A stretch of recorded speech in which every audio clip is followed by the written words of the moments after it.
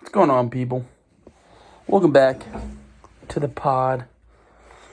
Today, we're talking about business and corporate strategy.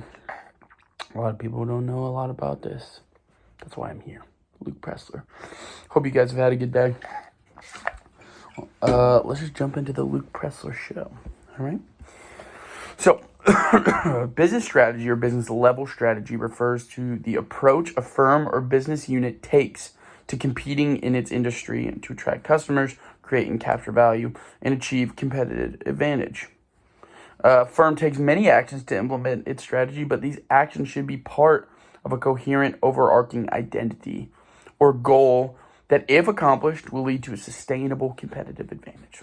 This overarching identity is its business strategy, and it can be summarized in one singular sentence, folks. That's just one.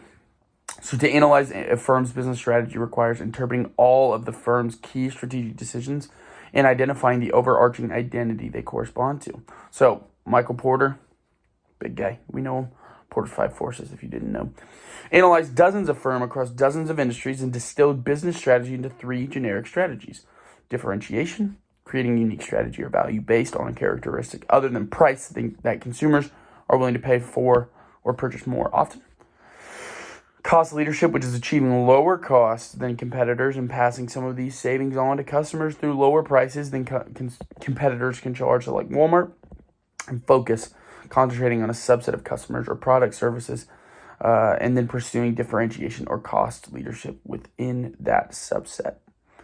All right, so proper analysis of a firm's business strategy is insufficient without tying their actions to one of Porter's generic strategies or a combination one. So we got to remember, that's the big broad stroke. So if we're looking at Walmart, we know it's going to already be cost leadership. So in contrast with business strategy, corporate strategy cannot be summarized in one sentence. Cost leadership, differentiation, and focus are business strategies. They are not corporate strategies. A popular buzzword or phrase is that a firm pursues a growth strategy. This is essentially trying to sound smart without actually saying anything, without providing real substance. All corporate strategy is going to be about growth.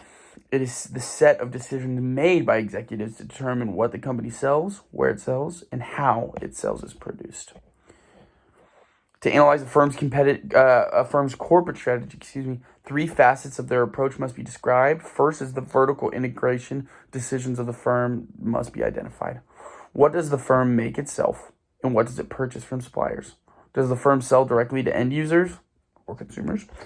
Or does it sell to intermediaries that then modify the product and or sell it to the next customers down the line? Secondly, the diversification of the firm must be identified. How many different products or services does the firm sell? How different are these products or services from each other? For example, a firm that sells many different models of car is less diversified than a firm that sells cars and boats, which is less diversified than a firm that's going to sell shoes, chemical supplies, and frozen food. Note that the items on a restaurant menu or the shelves of a retail store do not indicate diversification. It's not that simple. These are service businesses who provide the service of preparing and selling food or purchasing wholesale goods, putting them on shelves, and selling them to consumers. In addition to the product market diversification described above, the diversification of the firm's corporate organization must be discussed. Does this firm receive close to all of its revenue from a single business unit? Or does the firm have one main business unit, but also a few smaller units that also provide a notable share of its revenue? Does the firm have many business units that share core competencies? Does the firm have business units that have no competencies with each other at all?